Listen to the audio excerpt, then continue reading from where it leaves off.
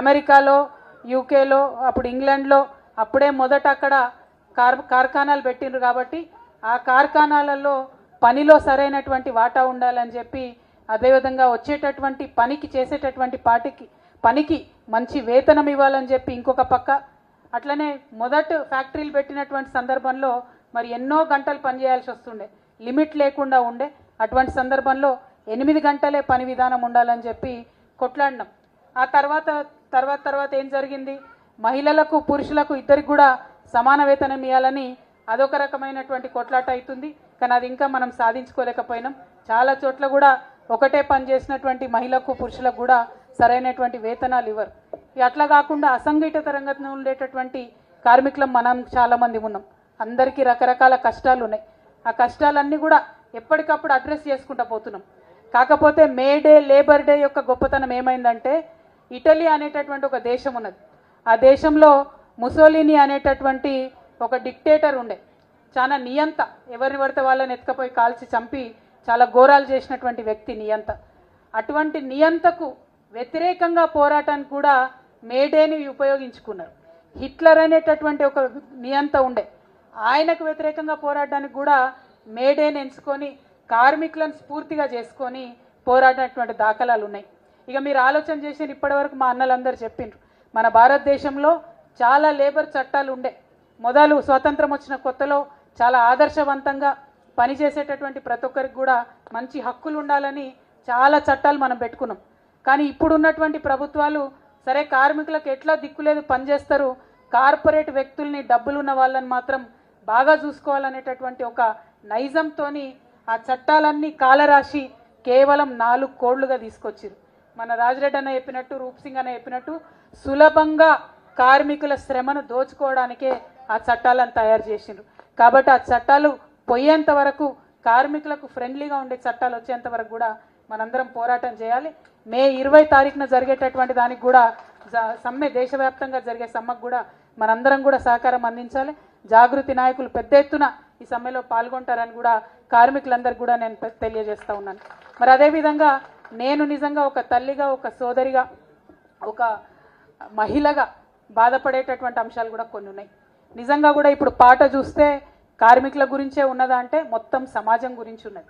సమాజంలో జరుగుతున్నటువంటి అసమానతలు ఇవాళ ఉదాహరణకు చూసుకున్నట్టయితే, 1 ఎకరం భూమి ఉన్నటువంటి మనిషి ఉన్నాడు అనుకోండి, అదేవిధంగా 10 ఎకరాల భూమి ఉన్నటువంటి మనిషి ఉన్నాడు అనుకోండి. మనం రైతు బంధు ఇచ్చుకున్నాం. ఎకరం భూమి ఉన్న మనిషికి సంవత్సర కాలంలో 10,000 ఇస్తే 10 ఎకరాలు ఉన్న ఆయనకు 1,00,000 రూపాయలు ఇవ్వడం జరిగింది. మరి ఏ భూమి లేకుండా ఒక కార్మికుడిగా పనిచేసినటువంటి వాళ్లకు మనం ఇంకా కూడా ఏమి ఇచ్చుకోవాలి. నా స్వప్నం, నా కళ ఏంటంటే, రేపటి తెలంగాణలో నీకు భూమి ఉన్నా లేకున్నా, నువ్వు కార్మికుడివైనా చిరు ఉద్యోగివైనా నిన్ను ప్రభుత్వం అట్లా ఆదుకోవాలి. ఆ దిశగా మన ప్రయాణం జరగాలి. అంటే భౌగోళిక తెలంగాణ మనం తెచ్చుకున్నాం, ఇంకా కూడా సకల జనులకు, సబ్బండ వర్గాలకు న్యాయం జరిగేటటువంటి సామాజిక తెలంగాణ మనం సాధించుకోలేకపోయినాం. ఆ సాధన దిశగా మన అడుగులు ఉండాలి. దానికి మేడేనే మనకు స్ఫూర్తి కావాలి. ఇంతకుముందు నేను చెప్పినట్లు హిట్లర్ మీద, ముసలోని మీద కొట్లాడడానికి కూడా మేడే ఎట్లయితే వాడుకున్నామో, మరి ఇవాళ రేపటి తెలంగాణలో అవసరమైతే మరొక తెలంగాణ ఉద్యమం చేసినట్టుగా విప్లవాన్ని, ఈ మేడేని స్ఫూర్తిని తీసుకొని ప్రతి ఒక్కరికి కూడా సమసమాజ నిర్మాణం జరగాలనే దిశగా పోరాటం చేయాల్సినటువంటి అవసరం ఉన్నది. అది కేవలం పోరాడితేనే సాధ్యమవుతుంది. ఇందాక మా ఆశా వర్కర్ సంతోష మాట్లాడుకుంటా నాతో అంటుండే, అట్లనే మా తమ్ముడు వెంకట్ మాట్లాడుకుంటా అంటుండే, అనేకమైన హక్కులు మనం సాధించుకున్నాం, సాధించుకోవాల్సిన హక్కులు కూడా చాలా ఉన్నాయి. వాటికి అన్నిటినీ కూడా ఒక విరామం లాగా పడ్డది ఇప్పుడు. కానీ వాటిని వదిలిపెట్టకుండా వెంటబడి ఖచ్చితంగా సాధించుకోవాల్సినటువంటి అవసరం ఉన్నది. అది లేబర్ కోడ్ కావచ్చు, ఇంకోటి కావచ్చు. ఇంకొక చిన్న ఎగ్జాంపుల్ చెప్తా. మా హమాల్ సీనన్ ఎక్కడ పోయినా పాపం ఆయన భూమి గురించి చెప్పుకుంటాడు. నేను మీకు ఒక ఎగ్జాంపుల్ చెప్తా. మనం తెలంగాణ వచ్చినాక ఏమనుకున్నాం, తలసరి ఆదాయం పెంచుకున్నాం మనం అనుకున్నాం. తలసరి ఆదాయం ఒక్కసారి చూడాలి. చూస్తే ఏమవుతుంది, రంగారెడ్డి జిల్లాలో 8 లక్షల చిల్లర తలసరి ఆదాయం ఉన్నది. తలసరి ఆదాయం అంటే ఏంటంటే, ఇండివిజువల్గా ఒక్కొక్క వ్యక్తికి వచ్చేటటువంటి ఆదాయాన్ని అందరినీ కలిపి గుణిస్తారు అన్నట్టు. దాన్ని తలసరి ఆదాయం అని చెప్తారు. దానివల్ల మన సమాజం ఎంత ముందుకు పోయిందని చెప్తారు. తెలంగాణ రాకముందు ఇంకా దారుణంగా ఉండే.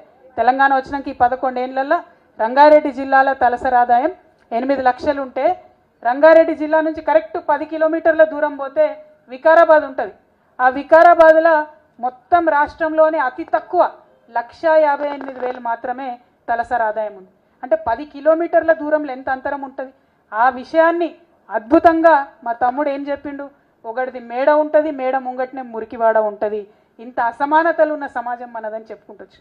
ఆ అసమానతలు పోవాలి. మనం భారతదేశానికి ఎప్పుడు కూడా తెలంగాణ దిక్సూచిగా నిలిచినాం. అది ఉద్యమంలో అయినా దేంట్లో అయినా మనం ఒక ఎగ్జాంపుల్గా నిలబడ్డాం. రేపటి నాడు జరగాల్సింది అదే. మన తెలంగాణలో ఖచ్చితంగా మరొక ఉద్యమం రావాలి, అసమానతలు అన్నటువంటి తొలగిపోవాలి. ఆ తొలగిపోవడం కోసం ఈ మే డే మనకు స్ఫూర్తి కావాలని చెప్పి మనస్ఫూర్తిగా నేను కోరుకుంటున్నాను. మరి తలసరి ఆదాయం అంటే నిజంగా 1,50,000 అంటే ఏందన్నట్టు, నెలకు 10,000 వచ్చినట్టు ఒక మనిషికి జీతం. 10,000లో మరి ఇయాలున్న ఖర్చులలో వెళ్తుందా కుటుంబం? వెళ్ళేటటువంటి పరిస్థితి లేదు. మరి ఆ 10,000ను ఎట్లా మనం పెంచుకోవాలి, దాన్ని 1,00,000 రూపాయలు ఎట్లా చేసుకోవాలి, ఇంకా పెద్దగా ఎట్లా చేసుకోవాలి అనేటటువంటి ఆలోచనతోని ముందుకు పోవాలి అనేటటువంటి విషయాన్ని, ఆ స్ఫూర్తిని ఈరోజు మనకి ఇవ్వాలని చెప్పి మనస్ఫూర్తిగా నేను కోరుకుంటున్నాను. మరి మిట్టపల్లి సురేందర్ గారికి బాగా డిమాండ్ వచ్చింది. ఆటో వాళ్ళు పాట రాయమంటున్నారు, మా సింగరేణి వాళ్ళు పాట రాయమంటున్నారు, మరి అటు ఇటు చూసి అమాలీలు పాట రాయమంటున్నారు. ప్రతి ఒక్కరూ పాట అడిగేటట్టే ఉన్నారు. మీరు మాత్రం టైమ్లీ పాటలు చేయాలని చెప్పి మనస్ఫూర్తిగా మళ్ళొకసారి మిమ్మల్ని కోరుతూ, ఈ కార్యక్రమంలో నేను నిజంగా కోరుకున్నది ఒకటే, మీరు మేడే చేసుకుంటే ఎవరికి వాళ్ళే చేసుకుంటారు, వాటర్ వర్క్స్ ఆఫీస్ వాళ్ళే చేసుకుంటారు, హమాలీ సంఘం ఉంటే వాళ్ళే చేసుకుంటారు, మా విఏ అక్క చెల్లెలు ఉంటే వాళ్ళే చేసుకుంటారు, సింగరేణి వాళ్ళు అక్కడికక్కడనే జెండా ఎగరేసుకుంటారు. కానీ కార్మికుల నిజమైన శక్తి చూపాలంటే ఈ వేదిక చూస్తేనే అర్థం కావాలి అనేటటువంటి ఒక ఆలోచనతోని అందరూ రావాలి, అందరినీ కలిసి చేసుకోవాలనుకున్నాం. ఇక్కడికి ఇవాళ మీ విలువైనటువంటి సమయాన్ని, ఇవాళ మీకు ఒకటే రోజు సెలవు దొరుకుతుంది, కానీ ఈ సమయాన్ని కూడా మీరు తీసుకొని మన ఐక్యతను